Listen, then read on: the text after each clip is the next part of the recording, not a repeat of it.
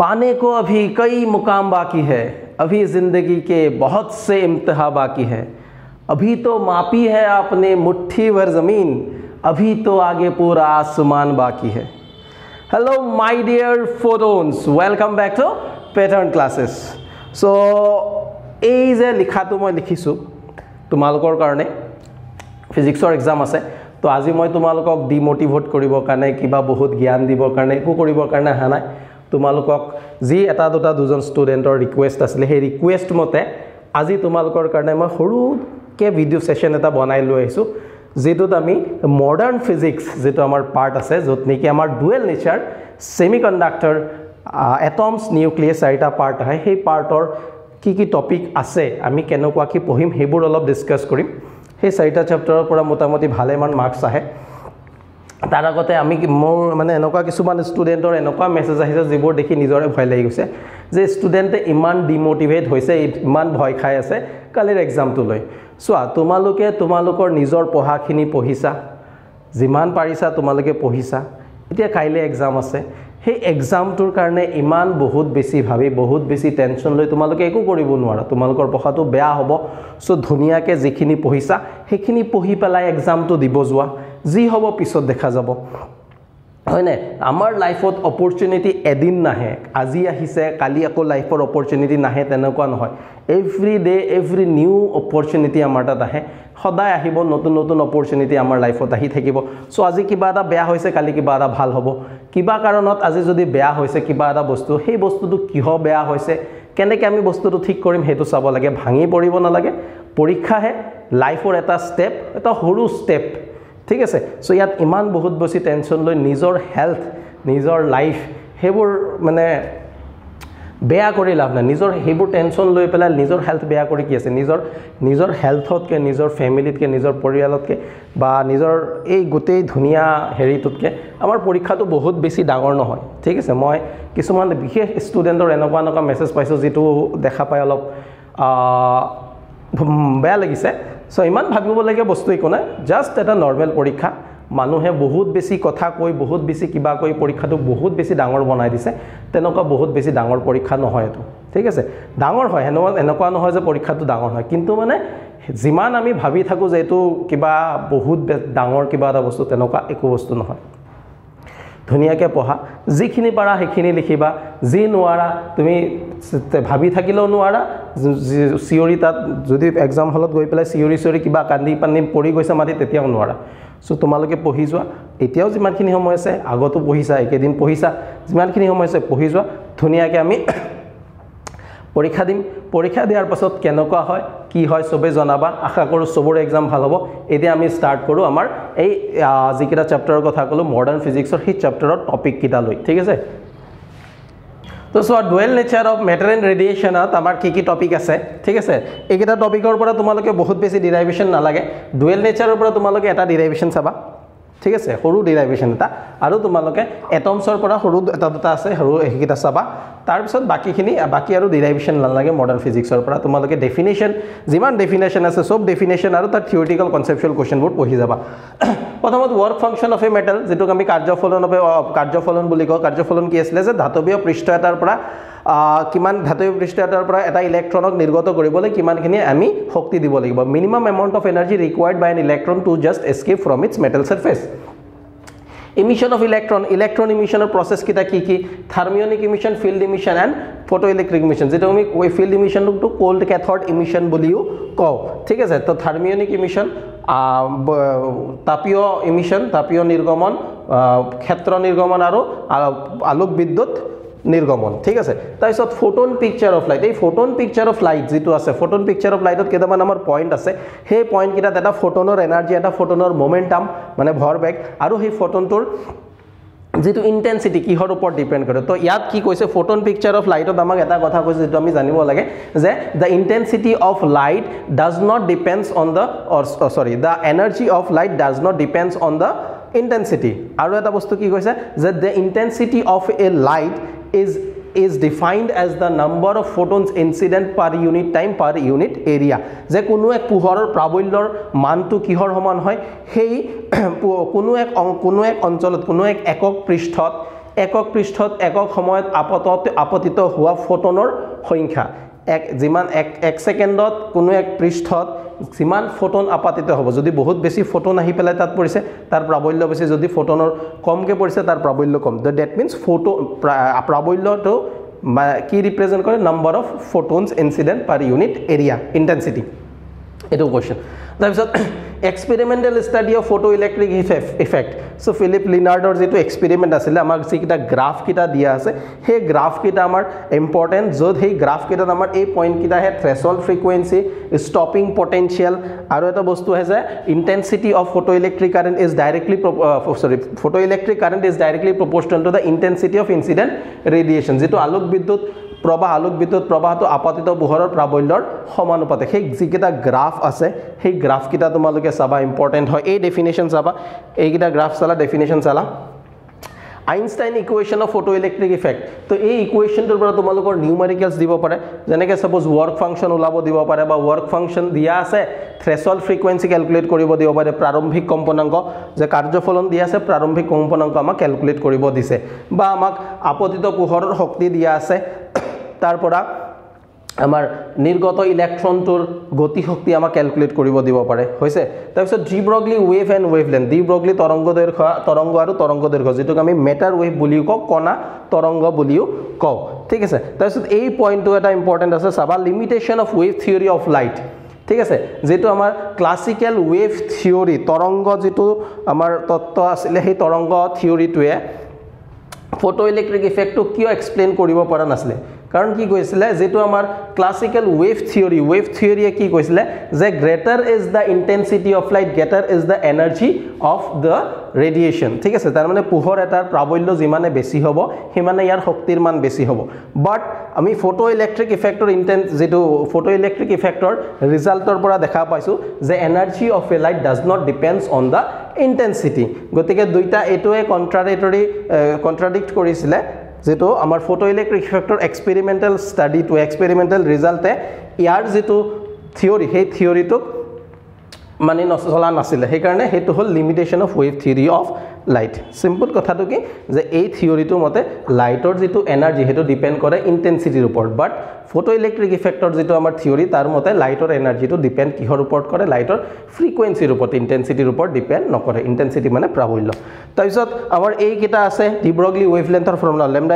h/mv এই mass আৰু velocity তাৰপিছত lambda h/2m into kinetic energy lambda h/2m e into v naught এই v নটটোৱে বুজাইছে এক্সিলাৰেটিং পটেনশিয়াল ত্বৰিত বিভৱৰ মান আৰু এটোৱে বুজাইছে বেগ তাৰপিছত টেম্পাৰেচাৰ যদি দিয়া থাকে আমি এটো ফৰ্মুলা ইউজ কৰিম ল্যাম্ডা h/3m kb * t এইখিনি বস্তু আমি পঢ়িব লাগিব ঠিক আছে তো কুইক ৰিভিজন হিচাপে আমি এখিনি কৰিলো এতিয়া আমি নেক্সট যাও এটমস চ্যাপ্টাৰটোলে ঠিক আছে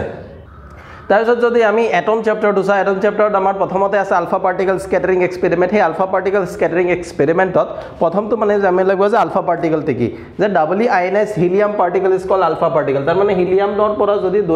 মই দুটা ইলেক্ট্ৰন উলাই দিও তেতিয়া যেটো হ'ব হিলিয়াম 2+ এটোক মই কি বুলি কও আলফা পাৰ্টিকল ঠিক আছে ইয়াৰ মাস হিলিয়ামৰ মাসৰ সমানে আৰু চাৰ্জ হ'ব ইয়াত +2 তাৰপিছত তাত কি যেটো আলফা পাৰ্টিকল স্ক্যাটাৰিং এক্সপেৰিমেন্ট তাতে যেটো আমি মেটেল ইউজ কৰিছিলো এটো কি ইউজ কৰো গোল্ড ফয়েল ইউজ কৰিছো গোল্ডৰ ফয়েল ইউজ কৰিছো সেই গোল্ডৰ নিউক্লিয়াছত গৈ পেলাই হিলিয়াম পাৰ্টিকলটোৱে খুন্দা মাৰিছিলে হেতু আছিল তাৰপিছত তাত আমি জানিব লাগিব impact parameter definition distance of closest approach definition okay তাৰপিছত ৰাদাৰফোৰ্ড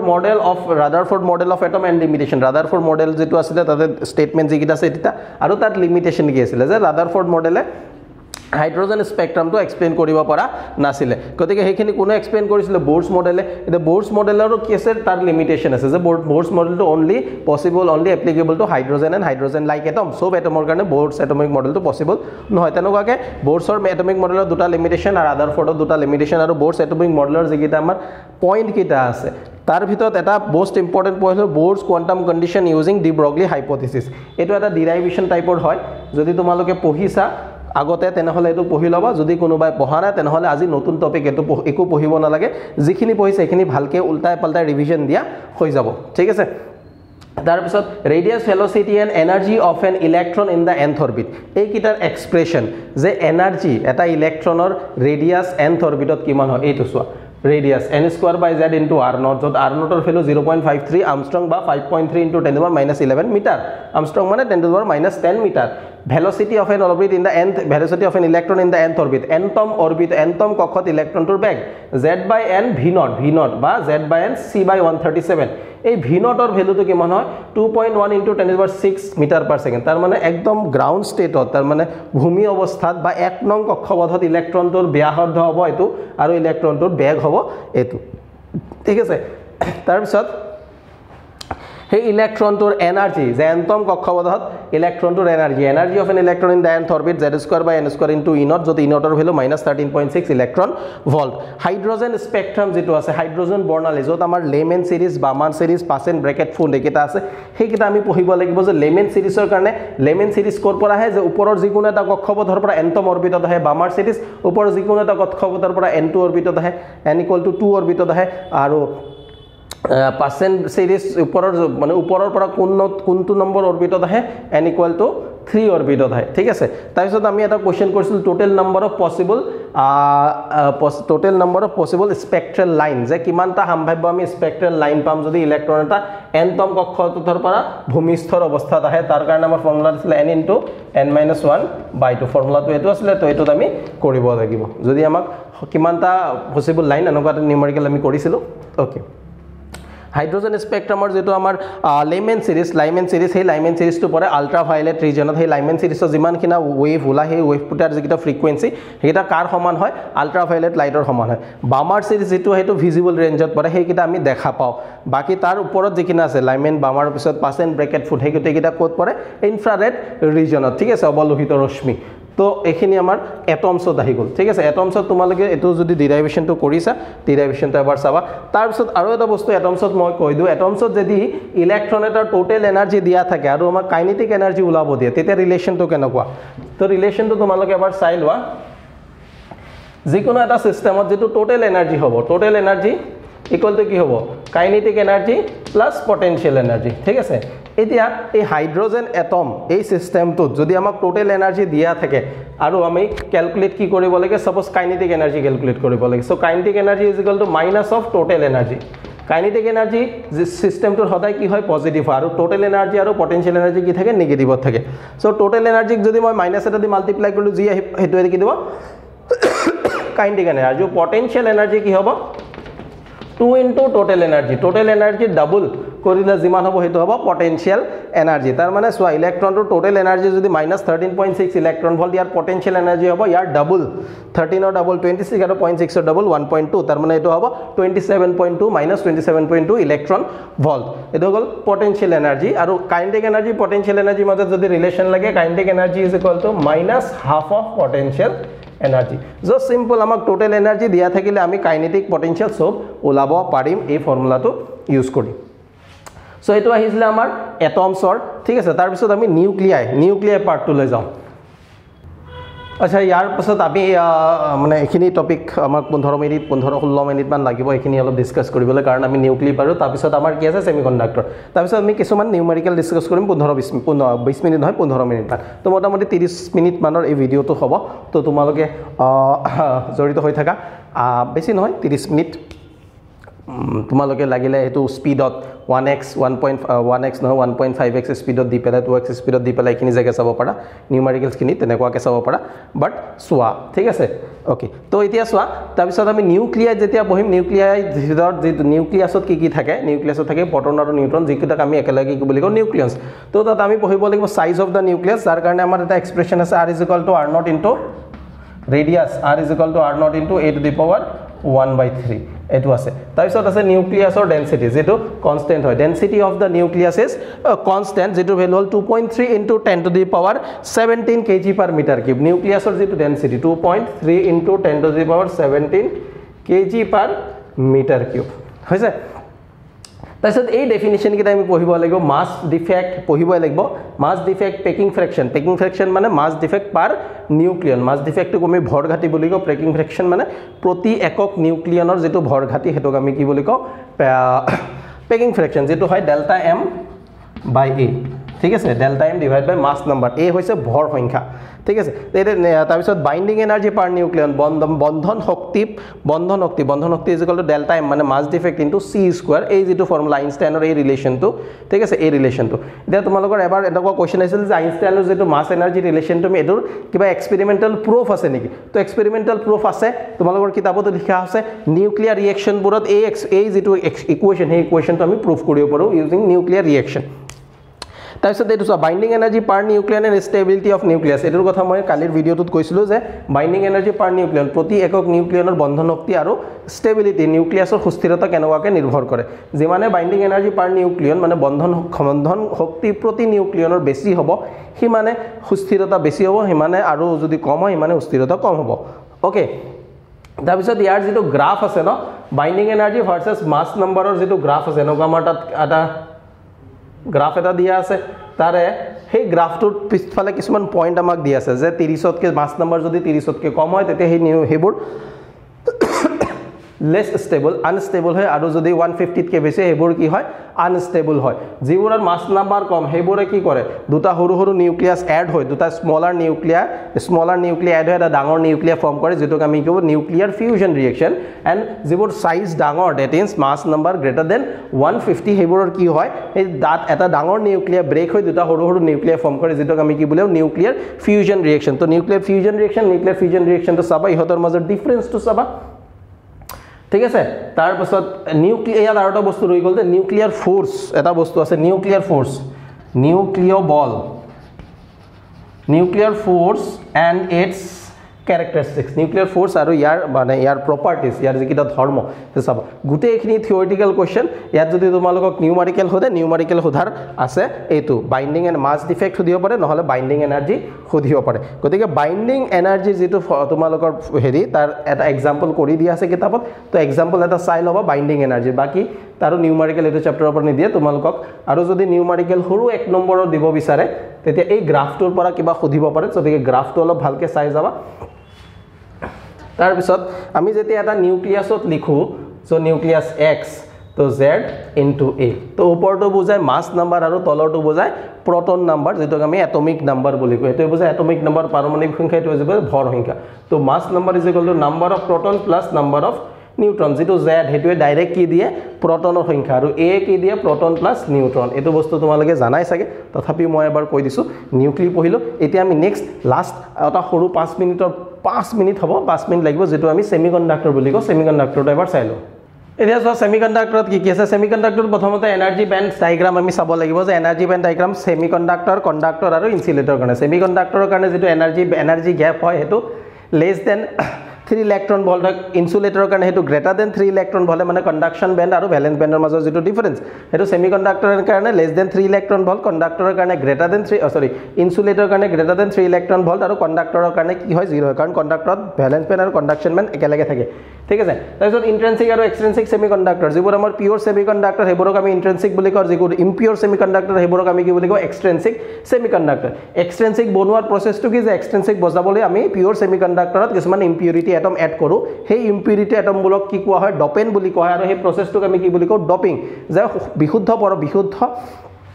সেমিকন্ডাক্টৰ বা অৰ্ধ পৰিবেশ এটাত অশুদ্ধি পৰমাণু যোগ কৰা প্ৰসেছটোকে আমি কি বুলি কওঁ প্ৰক্ৰিয়াটোকে ডপিং বুলি কওঁ সেই ডপিং যিবোৰ আমি অশুদ্ধি যোগ কৰো সেইবোৰক আমি ইম্পিউৰিটি এটম বুলি কওঁ ইম্পিউৰিটি এটমবোৰ দুটা টাইপৰ থাকে এটা হল ট্ৰাইভেলেন্ট এটা হল পেন্টাভেলেন্ট এটা ত্ৰিযুজি আৰু এটা হল পঞ্চযুজি যদি আমি পঞ্চযুজি অশুদ্ধি পৰমাণু এড কৰিছো if we add the pentavalent impurity atoms to a pure semiconductor we get n-type semiconductor and if we add trivalent impurity atoms to a pure semiconductor we get p-type of semiconductor ঠিক আছে এই দুটাৰ মাজত difference থাকা যে p-type n-type ৰ difference কি ইন্ট্ৰিনসিক এক্সট্ৰিনসিকৰ ডিফাৰেন্সটো কি হয় বা সেমিকন্ডাক্টৰ কন্ডাক্টৰৰ ডিফাৰেন্স কি হয় এটা p-type semiconductor কি হয় p-type semiconductorত holes are the majority charge carriers and electrons are the minority charge carriers holes বুৰ হল মুখ্য আধান বাহক আৰু ইলেক্ট্ৰন বুৰ হল গৌণ আধান বাহক যেটো n টাইপত উল্টা হয় যে n টাইপত ইলেক্ট্ৰন বুৰ মুখ্য আধান বাহক আৰু হোলস বুৰ গৌণ আধান বাহক electrons in case of n type semiconductor electrons are majority charge carriers and holes are minority charge carriers এটা তোমালোকে আউট বস্তু চাবা তোমালোকে এই চ্যাপ্টাৰটোৰ পৰা কিছুমান গ্ৰাফ যেটো আছে মানে p টাইপ n টাইপ এই দুটা যে সেমিকন্ডাক্টৰ আছে ইহতৰ কাৰণে কি দিয়া আছে এনাৰ্জি বেন্ড ডায়াগ্ৰাম আছে এনাৰ্জি বেন্ড ডায়াগ্ৰাম শক্তি প্ৰতি চিত্ৰকাৰ কাৰণে p টাইপ আৰু n টাইপ সেমিকন্ডাক্টৰ কাৰণে তোমালোকৰ আছে চাই লবা ঠিক আছে তাত ডপিং যেটো doping level dopant energy band dopant energy level আৰু এক্সেপ্টৰ এনাৰ্জি লেভেল বুলি দুটা টাৰ্ম আছে হেকুটা চাই লব গ্ৰাফটো গতে ভেৰিয়েশন of ৰেজিস্টিভিটি of semiconductor with temperature কি বঢ়ালে সেমিকন্ডাক্টৰ ৰেজিস্ট্যান্স বাঢ়ে নে কমে টেম্পাৰেচাৰ বঢ়োৱাৰ লগে লগে সেমিকন্ডাক্টৰ ৰেজিস্ট্যান্স কমে কিহৰ কাৰণে কাৰণ আমি যিমানে টেম্পাৰেচাৰ বঢ়াম হে সেমিকন্ডাক্টৰ হিমানে ফ্ৰী ইলেক্ট্ৰনছ আৰু হোল জেনাৰেট হ'ব হিমানে মুক্ত ইলেক্ট্ৰন আৰু হোলৰ সৃষ্টি হ'ব আৰু সেই কাৰণে যেহেতু আধানৰ মুক্ত আধানৰ পৰিমাণ বাঢ়ি যাব গতিকে সেমিকন্ডাক্টৰটোৰ যেটো ৰেজিস্টিভিটি হেতু কি হ'ব কমি যাব আৰু কণ্ডাক্টিভিটি কি হ'ব বাঢ়ি যাব ঠিক আছে কণ্ডাক্টিভিটি মানে আমাৰ ৰেজিস্টিভিটি মানে ইয়াত ৰোধকতা পৰিবহনতা বাঢ়ি যাব আৰু ৰোধকতা কমি যাব ফৰ্মেশন অফ পিএন জাংশন এটো তোমালোকৰ গ্ৰাফ আছে চাব ফৰ্মেশন অফ পিএন জাংশন কেনেকৈ গঠন হয় তাত তোমালোকৰ গ্ৰাফ আছে সেই গ্ৰাফটো চাবা আৰু তাত তোমালোকৰ দুটামান পইণ্ট পাবা এটো ডিফিউজন কাৰেন্ট তাৰপিছত drift current barrier potential and depletion region diffusion current যে ইলেক্ট্ৰন আৰু হোল যেতিয়া আমাৰ হেৰি হয় এলে পিএন জাংশনটো ফৰ্ম হৈ থাকে গঠন হৈ থাকে তেতিয়া পি সাইডৰ পৰা হোলস আৰু এন সাইডৰ পৰা ইলেক্ট্ৰনছবোৰ পি সাইডে ডিফিউজন হয় যেটো আমি কও ডিফিউজন অফ ইলেক্ট্ৰনছ ঠিক আছে ইলেক্ট্ৰনৰ ব্যাপন সেই ইলেক্ট্ৰনৰ ব্যাপনৰ কাৰণে যেটো কাৰেন্টৰ সৃষ্টি হয় আমি কি বুলি কও ডিফিউজন কাৰেন্ট তাৰপিছত ৰিভাৰ্স তাৰপিছত এটো আছে ড্ৰিফট কাৰেন্ট যেটো হয় যে ইলেক্ট্ৰন আমি যদি সেমিকন্ডাক্টৰ এটাক বা পি টাইপ বা সৰি ডায়োড এটাক যদি আমি বায়াসিং কৰি দিছো যে ফৰৱাৰ্ড বায়াস বা ৰিভাৰ্স বায়াসত আনিছো তেতিয়া তাত থকা পি সাইডত থকা যিবোৰ মেজৰিটি চাৰ্জ কেৰি আছে হোলছবোৰ হেপুৰ জাংশনৰ ফালে মুভ কৰে আৰু এন সাইডত থকা ইলেক্ট্ৰনছবোৰ জাংশনৰ ফালে মুভ কৰে ঠিক আছে মেজৰিটি চাৰ্জ কেৰিয়াৰ্ছবোৰ জাংশনৰ ফালে মুভ কৰে সেই তাৰ কাৰণে যেটো কাৰেন্ট পৰিছে তো আমি কেৱল ড্ৰিফট কাৰেন্ট বুলি কওঁ ঠিক আছে বেৰিয়াৰ পটেনশিয়াল প্ৰতিবন্ধক বিভৱ তাৰপিছত আমাৰ ডিপ্লেশন ৰিজন ঠিক আছে ডিপ্লেশন ৰিজন তাৰ পাছত আমি পঢ়িব লাগিব এই কিটা ফৰৱাৰ্ড বায়াস ৰিভাৰ্স বায়াস আৰু তাৰ যেটো গ্ৰাফ আছে এই গ্ৰাফত আমাৰ দুটা পইণ্ট আছে থ্ৰেশহোল্ড পটেনশিয়াল থ্ৰেশহোল্ড ভোল্টেজ আৰু ব্ৰেকডাউন ভোল্টেজ ডেফিনিশন এইকেইটা পঢ়িবা তাৰ পিছত হাফ ওয়েভ ৰেক্টিফায়াৰ ফুল ওয়েভ ৰেক্টিফায়াৰ তোমালোকে সবেই পঢ়িছা আছে কাৰণ এই দুটাৰ ভিতৰত এটা আহাৰ বহুত বেছি চান্স আছে আৰু তাৰ লগতে তোমালোকৰ কিতাপত এক্সাম্পল কিছুমান আমাক দিয়া আছে যে যদি যিবোৰ আমাৰ প্ৰথম যেটো এটা এক্সাম্পল আছে কোৱেশ্চন তাত কি আছে যে কাৰ্বন আৰু সিলিকন জাৰ্মেনিয়াম সবৰে আউটাৰ মোস্ট অৰবিটত চাৰিটা ইলেক্ট্ৰন থাকে তথাপিও কাৰ্বন এটা ইনসুলেটৰ কি হয় সেমিকন্ডাক্টৰ আৰু সিলিকন আৰু জাৰ্মেনিয়াম কিয় সেমিকন্ডাক্টৰ হয় ঠিক আছে এটো তাৰ পিছত আৰু দুটা নিউমেৰিকেল দিয়া আছে এই তিনটা বস্তু তোমালোকে এক্সাম্পল হে তাৰ পৰা কিতাপৰ পৰা চাই লবা তো ফৰৱাৰ্ড বায়াস ৰিভাৰ্স বায়াসত আমাৰ এখিনি আহি গল তাৰ পিছত এখিনি বস্তুৱে পঢ়িবা তাতকে আৰু বেলেগ একো ক'বলগীয়া একো নাই ভালকে পঢ়িবা ঠিক আছে এতিয়া আমি হৰু দুটামান কোৱেশ্চন চাই লওঁ এতিয়া সব মই গোটেই কোৱেশ্চনটো লিখিব নাযাওঁ আমাক ষ্টুডেন্ট এজনে এই কোৱেশ্চনটো দিছিলে কৰাই দিব লাগে যে এনেকুৱা আমাৰ এটা প্যাৰেলাল প্লেট কেপাসিটৰ সমান্তৰাল ফলিধাৰক এটা আছে য'ত নেকি দুটা ডাইইলেক্ট্ৰিক মিডিয়াম য'ত এটা হল ডাইইলেক্ট্ৰিক এটা মিডিয়াম যাৰ ডাইইলেক্ট্ৰিক কনস্ট্যান্ট K1 আৰু এটা মিডিয়াম যাৰ ইলেক্ট্ৰনিক কনস্ট্যান্ট K2 এনেকে থৈ দিয়া হৈছে এতিয়া ইয়াৰ আমাৰ কেপাসিটেন্স ক্যালকুলেট কৰিব লাগে ঠিক আছে সো তোমালোকে কও এই কেপাসিটেন্স পাৰ্টটো যেটো আছে তোমালোকৰ সেকেন্ড চ্যাপ্টাৰ এটো ভালকে চাই যাবা আৰু এবাৰ মানে ভালকে চাই যাবা না ৰিভিজন দি যাবা য'ত প্যাৰেলাল প্লেট কেপাসিটৰ যদি যাৰ ভিতৰত প্যাৰেলাল প্লেট কেপাসিটৰ মানে সমান্তৰাল ফলিধাৰক ভিতৰত যদি আমাৰ ডাইইলেক্ট্ৰিক মিডিয়াম নাথাকে তেতিয়াৰ কেপাসিটেন্সৰ ভ্যালুটো হয় এপসাইলন নট A/d যত A হৈছে এই প্লেট ইয়াত যেহেতু থাকিব সেই প্লেট কেটাৰ এৰিয়া আৰু d হল দুটা প্লেটৰ মাজৰ ডিসটেন্স দূৰত্ব আৰু যদি সেই কেপাসিটৰটোৰ ভিতৰত ঠিক আছে কেপাসিটৰটোৰ ভিতৰত মই গুটেইখিনিত যদি অকল এটা ডাইইলেক্ট্ৰিক মিডিয়াম দিটো যে গুটেইখিনিত এটা ডাইইলেক্ট্ৰিক মিডিয়াম আছে k তেতিয়াৰ কেপাসিটেন্সৰ ফৰ্মুলা হয় k * এপসাইলন নট A/d তাৰ মানে k * c নট ঠিক আছে এটো এই ফৰ্মুলাটোৰ ওপৰত আগতে কোৱেশ্চন আহিছে নিউমেৰিকেল এতিয়া সবা কি হৈছে এই সিচুৱেশনটোত আমি কি কৰিব পাৰো সোৱা এনেকুৱা যদি থাকে তোমালোকে কি কৰিবা এটো দুটা ডাইইলেক্ট্ৰিক মিডিয়ামেশন হয় এটো দুটা কেপাসিটৰ বুলি তোমালোকে কনসিডাৰ কৰিবা যে ওপৰত এটো এটা কেপাসিটৰ তাৰ লগত এটো এটা কেপাসিটৰ আৰু দুটা কেপাসিটৰ যে ওপৰটোৰ আমি কেপাসিটেন্স C1 লম তলটোৰ কেপাসিটেন্স C2 লম এতিয়া সোৱা যদি ইয়াত সোৱা বস্তুটো কি হৈছে এনেকে আছে ন কেপাসিটি ডাইইলেক্ট্ৰিক মিডিয়াম তাৰ মানে সোৱা এইখিনি জাগাৰ ডিসটেন্সটো কিমান হ'ব d/2 আৰু এইখিনি জাগাৰ ডিসটেন্স হ'ব d/2 এতিয়া সোৱা যদি উইথ মানে দুটা প্যাৰেলাল প্লেট কেপাসিটৰৰ মাজৰ যেটো ডিসটেন্স সেই ডিসটেন্সটো ডিভাইড হৈ গৈছে তেতিয়া এটোক আমি কি বুলি কম সিৰিজ কম্বিনেশন অফ কেপাসিটৰ এটোক আমি কি বুলি লম যে দুটা কেপাসিটৰ সিৰিজত আছে শ্ৰেণীবদ্ধ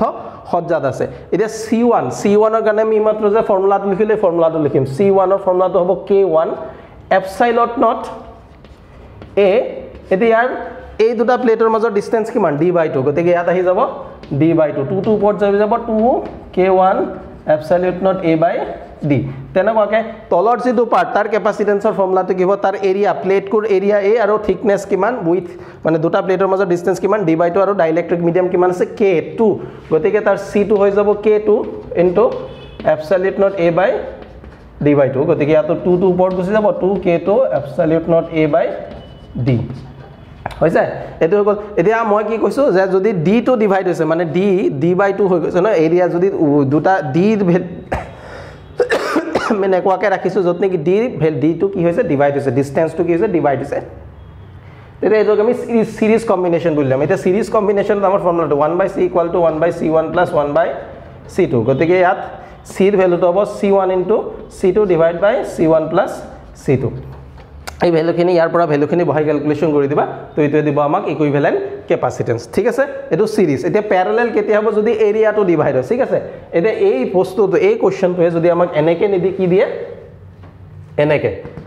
যে ইয়াৰ আধা সাইডে আছে এটো সাইডে আছে k1 এটো সাইডে আছে k2 এতিয়া চোৱা দুইটা প্লেটৰ দুইটা সিচুৱেচনতে প্লেট দুটাৰ মাজত ডিসটেন্স দিয়ে আছে ঠিক আছে কিন্তু এৰিয়া চোৱা এটো পাৰ্টৰ এৰিয়া হৈ গল a/2 আৰু এটো পাৰ্টৰ এৰিয়া কিমান a/2 এৰিয়াটো আধা আধা হৈ গৈছে প্লেটৰ এতিয়া এটোক আমি কি বুলি কম প্যাৰালাল কম্বিনেশন তো সেম বস্তু সেম প্ৰসেসস ইউজ কৰিম এতিয়া হেতুৰ কাৰণে d/2 নহয় d হ'ব a/2 হ'ব এৰিয়াটো ভাগ হৈ গৈছে ন তো ইয়াত হ'ব a/2 ইয়াতো হ'ব a/2 এতিয়া 2 2 তলত আহিব তলত আহাৰ পিছত এই দুটা কি হ'ব প্যাৰালাল আৰু প্যাৰালালত আমি জানো ডাইৰেক্ট যোগ হৈ যায় গতিকে c = হ'ব c1 + c2 তো এনেকুৱা আমাৰ যদি কোশ্চেন আহে এনেকৈ আমি সলভ কৰিব লাগিব তো এতিয়া মই চোৱা তোমালোকক এটা মাস ডিফেক্টৰ বাইন্ডিং এনাৰ্জিত আমি হেৰি এটা কৰাই দিও নিউমেৰিকেল এটা কি কৈছে calculate the binding energy of c carbon 12 atom যত নেকি আমাৰ এই দুটা বস্তু দিয়া আছে এটা প্ৰটনৰ মাস আৰু এটা নিউট্ৰনৰ মাস দিয়া আছে আৰু ইয়াত যেটো আমাক দিয়া আছে কাৰ্বন 12 মানে যেটো আমাক কাৰ্বন এটম দিছে তাৰ টোটাল মাস কিমান 12 হয় ঠিক আছে এতিয়া যেটো মাস ইয়াত আমি প্ৰথমতে কৰিব কি লাগিব মাস ডিফেক্ট ডেল্টা m ক্যালকুলেট কৰিম সো ডেল্টা m ৰ ফৰ্মুলাটো হ'ল number of protons যেটো আমি z বুলি কম into mass of proton plus number of neutron যেটো হয় a - z আৰু তাৰ হল mass of neutron এটো আহি গল তাৰ পৰা minus total mass of the atom এতিয়া আমাক protonৰ mass neutronৰ mass দি আছে atomic z number of protons কি হ'ব ইয়াত এটো হ'ব z তো z = হৈ গল 6 আৰু a - z তাৰ মানে 12 - 6 এটো কিমান হ'ব 6 তো ইয়াত হ'ব 6 mass of proton আমাক দিয়া আছে plus a minus z কইলো 6 mass of neutron দিয়া আছে plus total mass of the carbon 12 এটো আমাক কিমান দিয়া আছে 12 ঠিক আছে সো ইয়াৰ পৰা 6 টো কমন লৈছো mass of proton plus mass of neutron minus 12 amu এতিয়া ইয়াত mass of proton mass of neutron পাতি যোগ কৰি 6 ৰ লগত মাল্টিপ্লাই কৰাৰ পাছত এটো ভ্যালু বেছি আহিব এটো ভ্যালু 12 কে বেছি আহিব তো এটোৰ ভ্যালু কিমান আহিব মই তোমালোকক মই কোশ্চেনখিনি কৰা নাই ডাইৰেক্ট কৰি থোৱা আছে যেহেতু মোৰ গতিকে ইয়াৰ ভ্যালুটো তোমালোকে নিজে ক্যালকুলেট কৰিব লাগিব ইয়াৰ ভ্যালুটো আহিব 0.09894 amu ঠিক আছে এটো কেতিয়া এনাৰ্জিলে কনভাৰ্ট কৰি লব এটো মাস দিছে the binding energy so binding energy is equal to হ'ব delta m into c square এতে ইয়াৰ লগত আমি c square মাল্টিপ্লাই কৰিলে তেতিয়া এটো জুললৈ কনভাৰ্ট হ'ব জুলৰ পৰা আমি যদি ইলেক্ট্ৰন ভল্টলৈ নিব লাগে তেতিয়া আকৌ ইলেক্ট্ৰন ভল্টত নিবৰ কাৰণে আমাক হেৰি ইলেক্ট্ৰনৰ চাৰ্জেদি ডিভাইড কৰিব লাগিব তেনেকুৱা কিন্তু আমি ইয়াত এটো বস্তু নকৰো আমাৰটো ডাইৰেক্ট এটা ফৰ্মুলা আছে যে 1 amu যদি মাস হয় সো তার করেসপন্ডিং এনার্জি কিমান হয় 931 MeV গতিকে আমাক যেটো মাস ডিফেক্ট উলাল তার লগত আমি ডাইরেক্ট মাল্টিপ্লাই কৰি দিম 931 MeV তো mass defect binding energy is equal to iman 0.09894 into 931 যেটো আহিব হেতুৱে কি দিব এনাৰ্জি আৰু এনাৰ্জিটো কিহত আহিব মেগা ইলেক্ট্ৰন ভোল্ট মেগা মানে 10 to the power 6 এতে এটুক যদি জুললৈ নিব লাগে তেনেহলে ইয়াৰ লগত এটা ইলেক্ট্ৰনৰ charge that is 1.6 into 10 to the minus 19 কলম মাল্টিপ্লাই কৰিব লাগিব ঠিক আছে সো মাস ডিফেক্টৰ এটা হল আমাৰ কোশ্চেন সো এতিয়া আমাৰ প্ৰায় আধা ঘন্টা হৈ গল ভিডিওটো তাতকে আৰু বহুত বেছি নকৰো আজি তো কাইলে তোমালোকৰ এক্সাম এতিয়া তোমালোকে সোৱা এটা বস্তু কৰা যিখিনি তোমালোকে পঢ়িছা নতুন বস্তু এতিয়া একো পঢ়িব না লাগে যিখিনি পঢ়া হল এতিয়া তোমালোকে এক ৰাতিত পঢ়ি পেলাই গুটেই যদি কভাৰ কৰিব যা তেনেহলে যিখিনি পঢ়িছা সেইখিনিও তোমালোকে পাহৰি যাবা গতিকে তোমালোকে যিখিনি পঢ়িছা যিখিনিয়ে পঢ়া হৈছে যাৰ গোটেইখিনি হৈছে তন ভাল ৰিভিজন দিয়া যাৰ যিমানখিনি পঢ়া হৈছে যাৰ পৰা যদি অলপ কম হৈছে গোটেই কভাৰ হোৱা নাই নতুন বস্তু একো নপঢ়িবা যদিও নতুন পঢ়িছা ডিৰাইভেশ্যন নপঢ়িবা জাষ্ট ডেফিনেশ্যন ফৰ্মুলাবোৰ পঢ়ি যোৱা ডিৰাইভেশ্যন নতুন একো পঢ়িব নালাগে নতুন কনচেপ্ট একো ল'ব নালাগে যিখিনি পঢ়িছা সেইখিনি তোমালোকে ৰিভিজন দিয়া ৰিভিজন দি কালিৰ এক্সামটোৰ কাৰণে ধুনীয়াকৈ প্ৰিপেয়াৰ হোৱা ভাল হ'ব পঢ়িছা যদি ভাল হ'বই এক্সাম ঠিক আছে বাকি আৰু ভাগ্যত কি লিখা আছে কোৱেশ্চন পেপাৰ কেনেকুৱা হয় এবোৰ কথা আমি ক'ব নোৱাৰো ভাল আহিব পাৰে অলপ টান আহিব পাৰে যিকোনো ধৰণৰ আহিব পাৰে হেতু পিছত দেখা যাব ঠিক আছে টান আহিলে সবৰ কাৰণে টান আহিব ইজি আহিলে সবৰ কাৰণে ইজি আহিব অকল মোৰ কাৰণে বা তোমাৰ কাৰণে ইজি নাহে বা অকল মোৰ কাৰণে তোমাৰ কাৰণে টান নাহে গতিকে তোমালোকে ধুনীয়াকৈ পঢ়ি যোৱা ডিমোটিভেট হ'বই নালাগে আমি পঢ়িছো যেতিয়া আমাৰ এক্সাম ভাল হ'বই আমাৰ প্যাটাৰ্ন ক্লাसेस সদায় তোমালোকৰ লগত আছে ইয়াৰ পাছতো তোমালোকৰ কাৰণে নেক্সট তোমালোকে যিবোৰ এক্সাম দিবা তাৰ কাৰণে আমি কিছুমান ধুনীয়া ধুনীয়া ভিডিও লৈ আহিম সো তোমালোকৰ ফিজিক্সৰ সেকেন্ড ইয়াৰৰ কাৰণে তোমালোকৰ কাৰণে এটো এটা লাষ্ট ভিডিওৰ নিচিনা হৈ গ'ল তো ধুনীয়াকৈ এক্সাম দিবা আকৌ আমি কৰবাত লগ পাম